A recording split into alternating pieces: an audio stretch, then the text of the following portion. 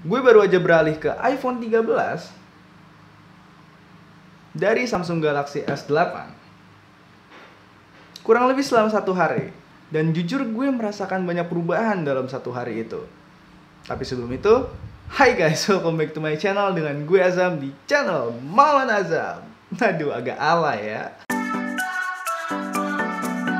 Yang pertama adalah jari gue terasa jadi lebih pegel. Jujur, selama gue kurang lebih 1 hari beralih ke iPhone 13, gue merasakan suatu perbedaan yang benar-benar mencolok antara iPhone dengan Samsung Galaxy S8. Gue yakin kalian juga semua udah tahu kalau misalkan di iPhone itu kalian mau kemana-mana nggak ada tombol backnya. Jadi kalau misalkan kalian dari WhatsApp terus pengen pindah ke aplikasi lain, kalian harus menggeserkan tangan kalian yang agak jauh ke bawah sini.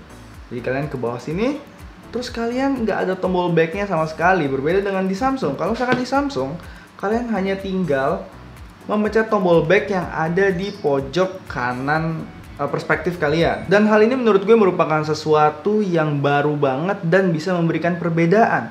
Karena seperti yang gue pelajari di kampus gue, kalau misalkan jari jempol kalian itu bisa terkena dequervain tenosivitis. Pokoknya singkatnya, dequervain tenosivitis ini adalah sebuah penyakit yang bisa melukai otot yang menggerakkan jempol kalian akibat keseringan scrolling di media sosial ataupun di handphone kalian. Jadi kalau misalkan kita ngelihat dari pola pergerakannya iPhone yang kita harus geser ke atas, geser ke kanan, geser ke kiri, buat ganti tabnya harus seperti ini, seperti itu, kayaknya lebih besar kemungkinan buat terkena dequervain syndrome. Maksudnya dequervain tenosivitis. Tapi tetap aja ini gue bicara berdasarkan asumsi, bukan berdasarkan jurnal. Jadi kalau misalkan kalian tahu lebih, boleh banget dikoreksi di kolom komentar. Tapi di sisi positifnya, gue suka banget fitur yang bener-bener membebaskan kita untuk berlaku semau kita. Kalau misalkan di Samsung hanya ada tombol back dan tombol multi tab atau ngelihat tab-tab lain, kalau di iPhone kita bisa mengakses tab-tab yang lama dengan cara hanya menggeser-gesernya saja.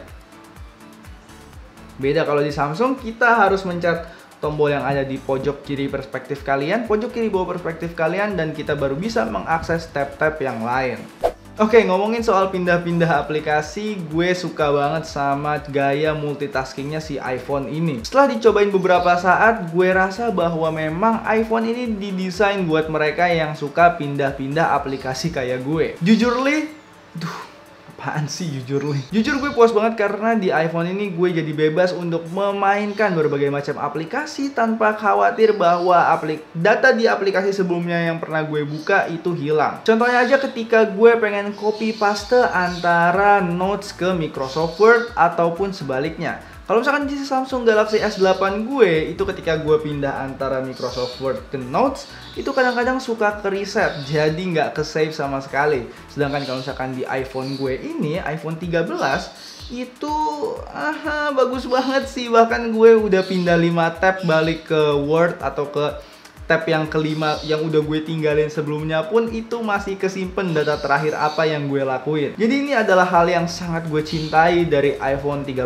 ini. Sebenarnya gue kurang tahu ya, apakah karena Samsung Galaxy S8 too old to do multitask atau iPhone 13 yang kelewat canggih. Ngomongin soal kaula muda kayak gue, apalagi di 2021, kayaknya kurang asik kalau misalkan kita nggak ngomongin kamera yang ada di iPhone 13 ini. Salah satu hal yang bikin gue pengen nyobain iPhone 13 ini adalah kameranya yang pastinya oke banget. Jujur gue dulu sering banget ngeliatin orang-orang yang main di TikTok, itu perbedaan antara mereka yang menggunakan iPhone dengan mereka yang menggunakan Samsung. Kalau misalkan mereka yang menggunakan iPhone, itu cenderung nggak patah-patah ngerekamnya. Alias kalau misalkan lightingnya agak turun dikit, biasanya kalau misalkan di HP Samsung itu ngerekamnya agak patah-patah atau videonya kayak nge-lag gitu, kelihatan banget kayak HP murahan.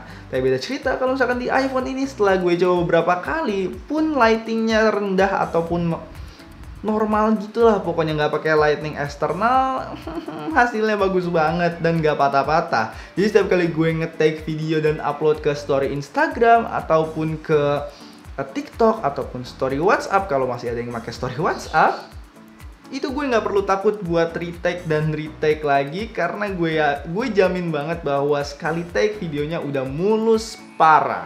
Jadi kalau misalkan lo sehabis nih ngeliat story di Instagram @mazam27 atau Instagram gue, misal storynya nggak patah-patah, lo tau lah gue ngerekamnya pakai HP yang mana, Samsung atau iPhone yang kece ini. Well, tapi selain itu di iPhone 13 ini ada salah satu mode baru yang bener-bener membuat gue sebagai videographer, YouTuber, filmographer, atau content creator menjadi lebih manja karena di iPhone 13 ini mulai ada fitur yang namanya fitur sinematik. Di mode sinematik ini kita bisa memanjakan perspektif kita akan sebuah film dengan memainkan fitur blurnya.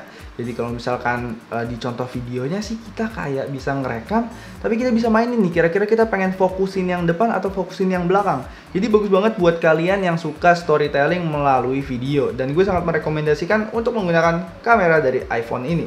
Dan mungkin gue suatu saat akan mencoba buat bikin film hanya dengan HP ini. Hal keempat alias terakhir yang gue rasakan setelah sehari mengganti dari Samsung Galaxy S8 ke iPhone itu adalah di HP iPhone nggak ada fingerprintnya guys. Hal sekecil ini gue kira awalnya nggak akan mengganggu gitu, tapi ternyata setelah gue pakai selama sehari ternyata cukup mengganggu ya. Karena biasanya kalau misalkan gue di Samsung Galaxy S8 ini HP-nya gue taruh di meja, kalau misalkan ada notif gitu, ada notif dari pacar atau gebetan, iya, itu gue tinggal ngeliat aja dari bawah sini dan menggunakan fingerprint yang di belakang. Terus gue bisa scroll down dan gue bisa ngeliat ada apa yang telah disampaikan oleh pacar atau gebetan gue.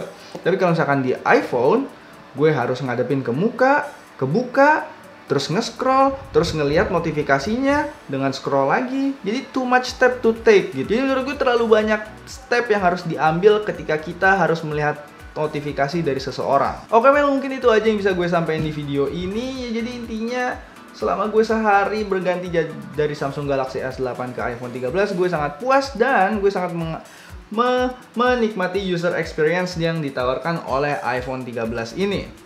Ya kalau misalkan kalian ada budget boleh banget diambil karena gue rencana ini HP untuk sekitar 4 tahunan. Sama kayak Samsung Galaxy S8 gue ini udah 4,5 tahun dari 2017 gue beli. Oke, hope you guys enjoy this video. Jangan lupa kalau misalkan kalian pengen nonton video yang lain boleh banget dicek channel gue karena gue udah lama nggak upload. Sekarang gue pengen upload, ya begitulah ya. Anyway, thank you guys for watching. Hope you guys enjoy this video. Jangan lupa klik like, share, dan subscribe kalau kalian menikmati video ini. Dan until next time, stay safe, stay healthy. See you guys. Goodbye. Give me comfort when I feel alone. Now you're gone, I'm alone.